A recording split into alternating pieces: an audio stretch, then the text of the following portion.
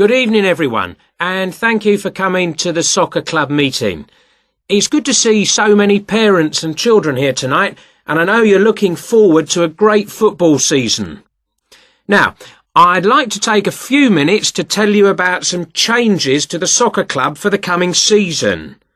Now, this season, we'll be playing all our matches for both the junior and senior competitions at Kings Park, instead of Royal Park, which was used last season.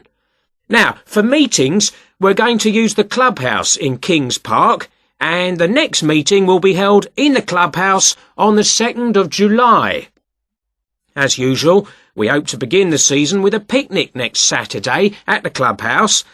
Please try and come to the picnic, as it's always good fun. The last week of the season, we usually have a dinner and presentation of prizes to the players, and more information about this will be given to you later in the season. This season, we have more teams than ever. We hope to have 10 teams instead of 5 in the junior competition, and they'll play on Saturday mornings beginning at 8:30 a.m. Training sessions will be held in Kings Park on Wednesday afternoons for the juniors, and they will be wearing red shirts again this year. In the senior competition, there'll be 4 teams, same as last year, and their games will be played on Saturday afternoons starting at 2:30 it will be at a 2 o'clock start, and the training session for seniors is planned for Sunday afternoons. Now, I'd like to introduce you to the new committee for the soccer club for this season. Firstly, let me welcome Robert Young, the new president, who will manage the meetings for the next 2 years. Robert's son has been playing football with the club for over 5 years now, and many thanks to Robert for taking on the job of president. Next, we have Gina Costello. She's the treasurer, and she'll collect the fees from you for the season. Please try and give Gina your fees as early as possible in the season, as the club needs the money to buy some new equipment. Then there's David West, who's volunteered to be the club secretary, and one of the many jobs he'll have is to send out newsletters to you regularly. If you have any information that may be useful, please let David know so that it can be included in these newsletters. Also, I'd like to introduce you to Jason Dokic, who is the head coach. For all the new members here tonight, this is the 3rd year that Jason has been with us as head coach, and we're very lucky to have such an experienced coach and former player at our club. He will continue to supervise the teams at training sessions and on match days. Now, before we finish and have some refreshments, does anyone have any questions they'd like to ask the new committee?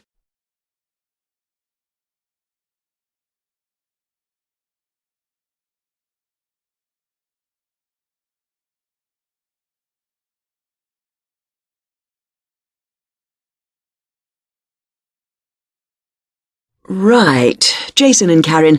Now, I asked you to look at the case study for Box Telecom as part of your exam assessment.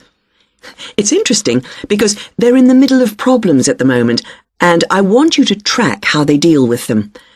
Let's start with you, Karen. Having read through the case study, can you just summarise what the problems were that Box Telecom had to take on board?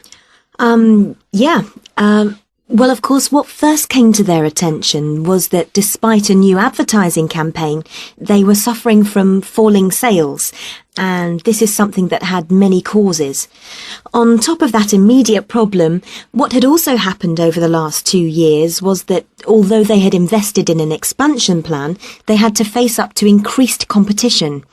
And before they had a chance to get to grips with the effects of that, they were stalled by a strike, and it was just when they were thinking about making a colossal investment in new machinery for their plants. So they were really in trouble. Yes, I think that's fair. And, Jason, you contacted the company, didn't you? What did the company define as the reasons for these problems? Well, I think they've hit on the right things.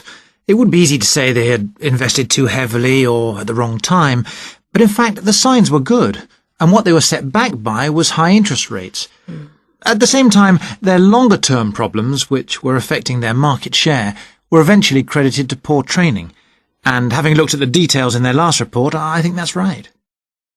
So, on to the larger issues then. Karen, what do you think the company will do?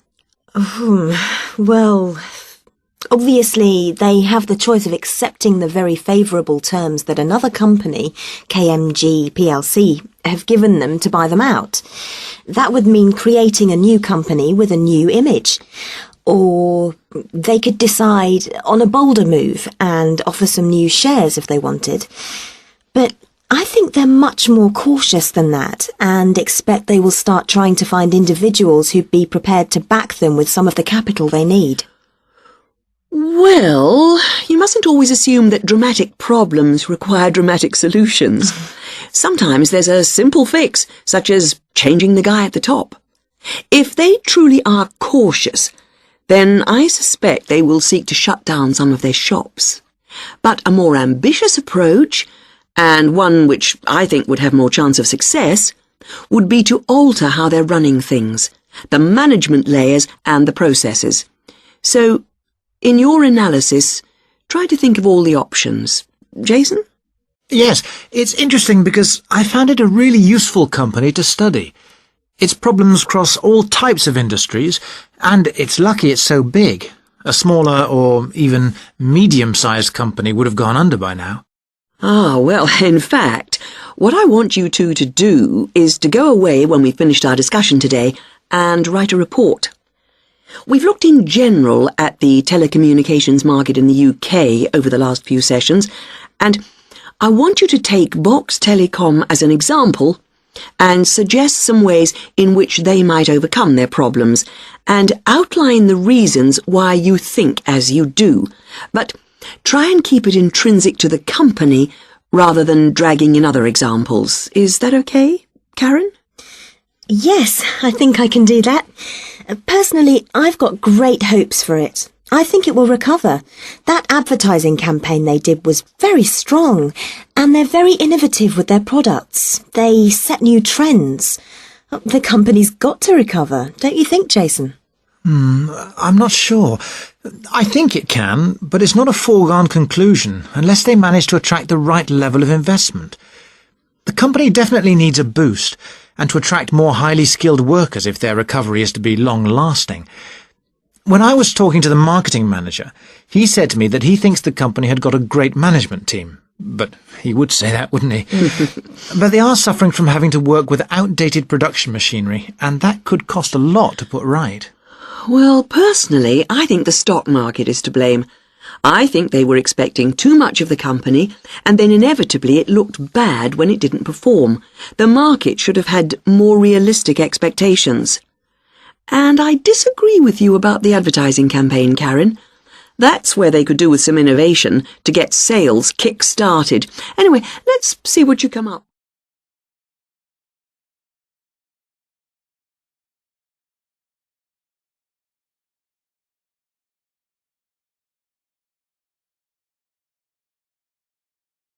Okay, are you all settled? Well, first of all, welcome to Cardiff University. I'm here to explain what we can offer you.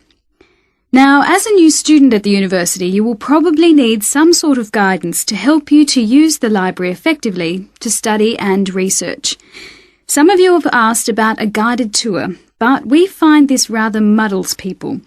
So, in this first week, we run a series of talks which focus on different aspects of the library and its resources. You'll also find that to get the most out of the library, you really do need to be computer literate. And so all this term we run small classes which will bring you up to speed on how to access the computer-loaded information. Okay, now let me give you an outline of what's available to you. You'll find that the computers are increasingly used as a research tool. Many students do most of their research on the internet, and the library computers are permanently online. Having found what you need, you'll find you can readily save texts on your personal computer space to print off when you need. You might think that it is the fastest way to get information, but the links can be slow. Clearly, you can find lots on there, but much of it is useless information, as it is from highly debatable sources, so be critical. You'll also find that the library has loaded several CD-ROMs onto the computers from specialist reference sources, such as the MLA. It means we can expand what we offer you at very little extra cost and saves us having to invest in more and more books. The CD-ROMs contain exactly the same information as the reference books, as the two are updated together. Now, most of you will need to refer to journal articles in your work, and you'll find you can also access these online, and we encourage you to do so. Clearly, some of you will find the printed version more accessible as it sits on the shelves, but I'm afraid the intention is to phase these out eventually. However, you will still be able to print off a version of the text rather than photocopying the journal pages.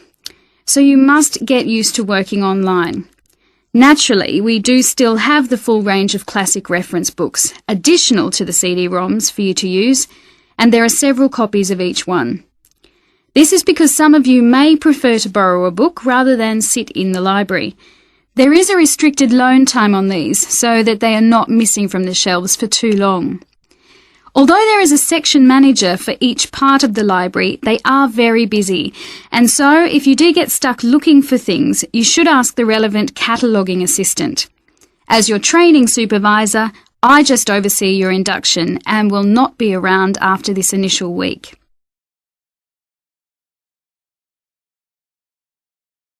Some of you may be interested to know that the library is offering specialised training sessions on writing a dissertation. Obviously, this is not relevant to those of you who are undergraduates. It is just for postgraduates. Your department will discuss the planning stage of the dissertation, i.e. what you're going to do with you, and we will focus on the structure of it. However, the training will also include some time on the computers. I realise most of you know how to organise files, but we can show you the different ways to run data programs.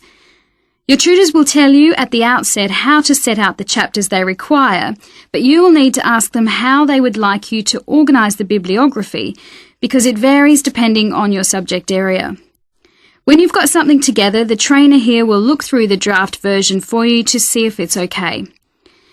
And one final point, for those of you who have registered from abroad, we can offer individual sessions on dissertations if you feel you need them. If you require language lessons, then they are available from the International Centre next to the Law Department.